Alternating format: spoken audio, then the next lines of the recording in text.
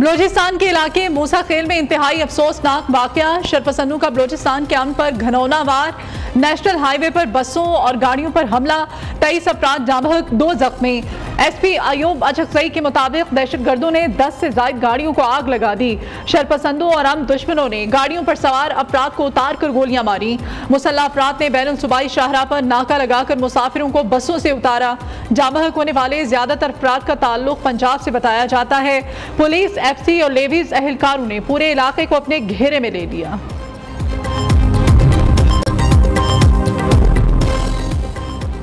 सदर मुमलिकत की मूसा खेल में मुसाफिर बस पर दहशतगर्दाना हमले की मजम्मत। आसिफ जरदारी ने कहा, बेगुनाह इंसानों का जालिमाना कत्ल पूरी इंसानियत का कत्ल है। वजीर आजम की भी दहशतगर्दाना हमले की शदीद मजम्मत।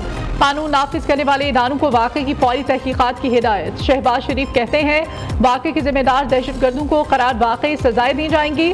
वजीर दाखिला का भी गहरे दुख और अफसोस का इजहार। मोहसिन नकवी कहते हैं, दहशतगर्द और सहूलतकार इबरतनाक अंजाम से बच नहीं पाएंगे। वजीर आला पंजाब की बेगुनाह अफराद के कत्ल की शदीद मजम्मत। मरीम नवाज की सोगवार खानदान से दिली हमदर्दी का इजहार। वजीर इत्तलात अता ताड़र ने कहा, दहशतगर्द जरूर अंजाम को पहुंचेंगे।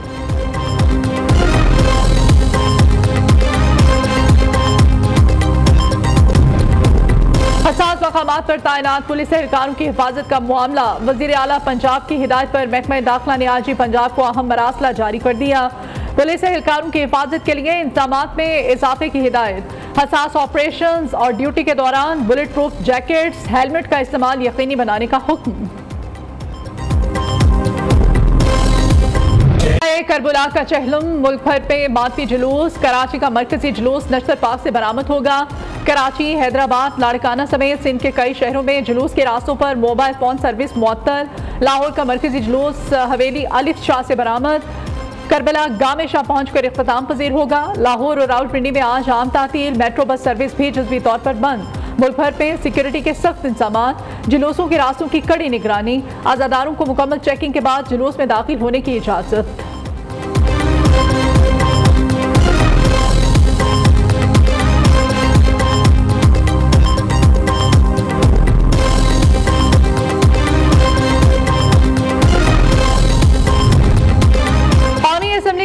आज शाम 5 बजे होगा। 23 नुकाती एजेंडा जारी। इस्लामाबाद के बल्दियाती इंतखाबात के निज़ाम में तब्दीली के लिए कानून साजी का भी फैसला।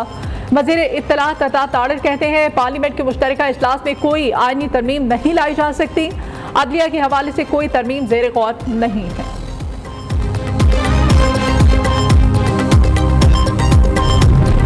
नून लीग और पीपल्स पार्टी की मुज़ाकराती कमेटियों का मुश्तरका इजलास। दोनों जमातों में पंजाब के मामलात तय पा गए। नून लीग बजट की तैयारी, अहम कानून साजी से पहले पीपल्स पार्टी के साथ मुशावरत करेगी।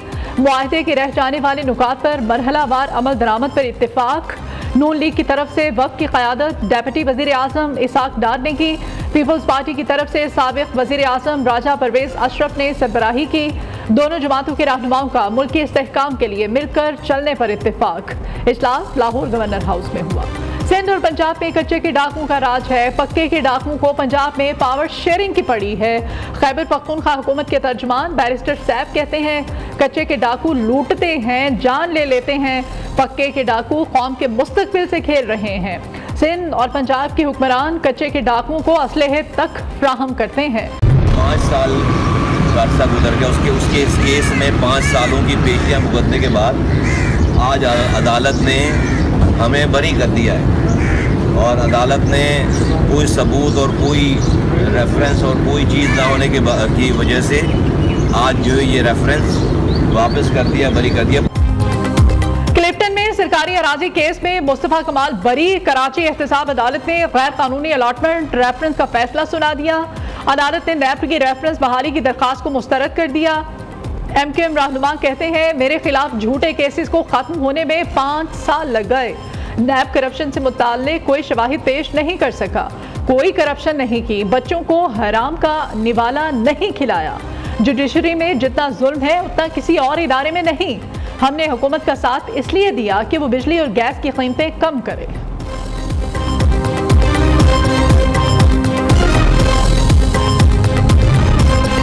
वज़ीर आज़म का ऐसा इक़दाम, वफाकी हुकूमत के दफातर पेपर लेस बनाने का हुक्म। वजारत इंफॉर्मेशन टेक्नोलॉजी और मुतल्लिका इदारों को टास्क सौंप दिया। आइंदा 2 हफ्तों में ई ऑफिस के निफाज पर पेशरफ्त रिपोर्ट पेश करने की हिदायत। शहबाज शरीफ कहते हैं 1 माह में तमाम दफ्तरी फाइल्स पर काम ई ऑफिस के जरिए यकीनी बनाया जाए। ई ऑफिस के निफाज में किसी किस्म की सुस्त रवि कबूल नहीं है।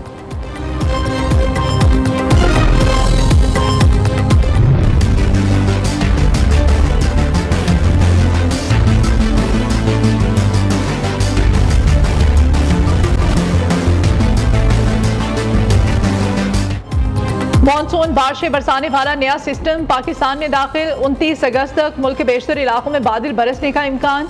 कराची में तेज बारिशों की पेशगोई। पंजाब में बारिशों का ताकतवर सिलसिला आज दाखिल होगा। डीजी खान, सियालकोट, बहावलपुर, मुल्तान, रावलपिंडी, फैसलाबाद में अर्बन फ्लडिंग का खदशा। PDMA का अलर्ट जारी।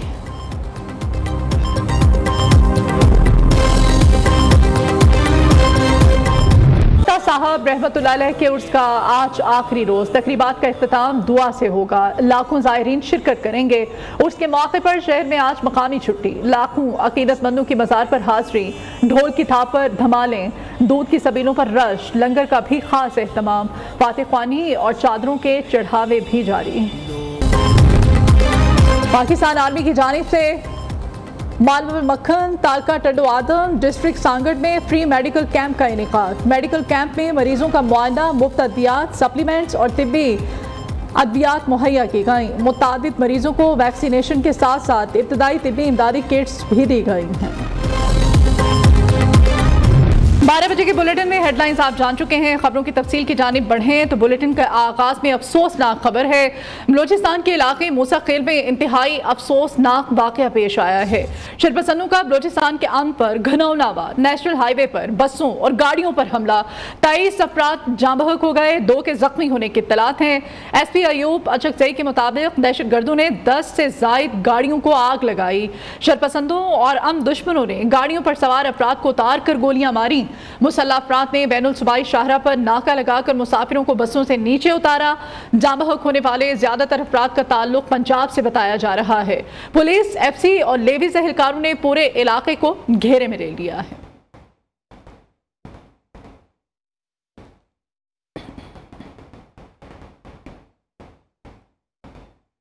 उधर 25 और 26 अगस्त की रात दहशतगर्दों ने बलोचिस्तान में मुतादिद जगहों पर बुज़िलाना हमले किए थे। सिक्योरिटी फोर्सेस और कानून नाफिज करने वाले इदारों ने शरपसंदों के हमलों का भरपूर जवाब दिया। अब तक 12 दहशतगर्दों को जहन्नुम वासिल किया जा चुका है और मुतादिद जख्मी हैं। दहशतगर्दों के खात्मे तक सिक्योरिटी ऑपरेशन जारी रहेगा। इस वक्त हमारे साथ टेलीफोन लाइन पर मौजूद है ब्रिगेडियर रिटायर्ड हारिस नवाज साहब। बहुत शुक्रिया सर आपके वक्त के लिए। ब्रिगेडियर साहब, ये जो दहशतगर्दानों की बुज़दिलाना कार्रवाइयाँ जारी हैं, 12 दहशतगर्दों को 2 दिनों में जहन्नुम वासिल किया गया है। बलोचिस्तान के अंदर सिक्योरिटी इदारों की जानिब से जो कार्रवाइयाँ की गई हैं, इस मौजूदा सूरत हाल पर क्या कमेंट करेंगे आप?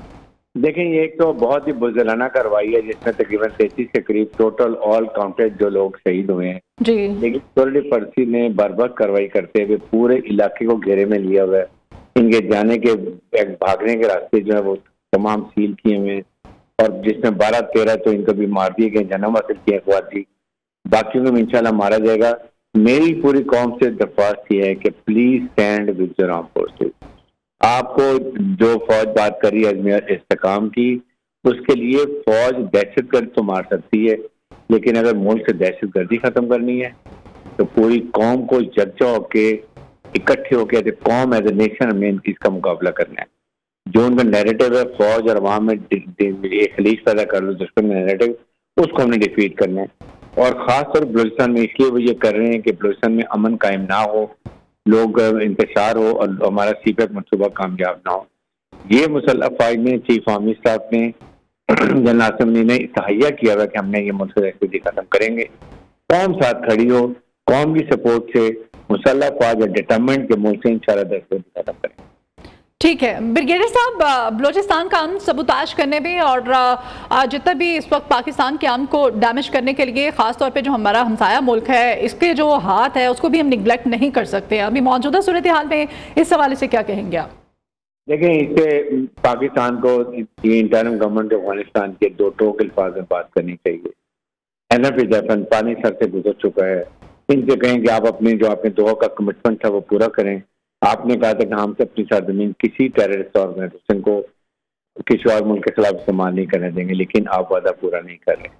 आपके अफगान नेशनल भी आ रहे हैं, दहशतगर्दी करते हैं, सारा वेपन एमुनिशन वो अफगानिस्तान से उनको मिलता है जो अमेरिकन छोड़ के गए हैं। ये वजूहत हैं जिसकी वजह से अगर अफगान गवर्नमेंट सीरियस तरीके से सपोर्ट करे, अपने बॉर्डर को सील करे, तो ना वहाँ से वेपन एमुनिशन आएगा और अल्टीमेटली मुल्क में दहशतगर्दी खत्म हो जाएगी। ठीक है सर, आप हमारे साथ ही रहेगा। इस वक्त ब्रिगेडियर रिटायर्ड बाबर साहब ने हमें ज्वाइन किया है, बहुत शुक्रिया सर आपके वक्त के लिए। सर आप क्या कमेंट करेंगे, अभी ये सिक्योरिटी फोर्सेस और कानून नाफिज करने वाले इदारों की जो कार्रवाई है, 12 दहशतगर्दों को बलोचिस्तान में 25 और 26 ये 2 दिनों में जहन्नुम हासिल किया गया है और मजीद भी ऑपरेशन जारी हैं, इस पर मजीद क्या कमेंट करेंगे? जी ये टोटल जो सिचुएशन है ना, इसको समझने की जरूरत है। जी जी, ये कोई नॉर्मल सिचुएशन नहीं है जिसको हम नॉर्मल सिक्योरिटी की सिचुएशन कह लें, और ये भी कह देने से बात नहीं बनती कि जो अफगानिस्तान की इंटरिम गवर्नमेंट से बात की जाए। पूरे के पूरे सिनेरियो को समझने की जरूरत है। पूरी पाकिस्तान के खिलाफ एक जंग मुसल्लत इन लोगों ने कर दी है, स्पेशली बलोचिस्तान में। बलोचिस्तान का कॉन्टेक्स्ट डिफरेंट है, जो हमारे पुराने फाटा के इलाके हैं उनका कॉन्टेक्स्ट डिफरेंट है। बलोचिस्तान के टेरेन मुख्तलिफ है, बहुत बड़ा वसी इलाका है, और वहाँ पर मुख्तलिफ जगहों पे सड़कों पे आके ब्लॉकेट लगाना और पंजाबियों को टारगेट करना, सिक्योरिटी फोर्सेस के कैंप्स को टारगेट करना, ये पूरी की पूरी एक जंग है जो कि हिंदुस्तान और सिर्फ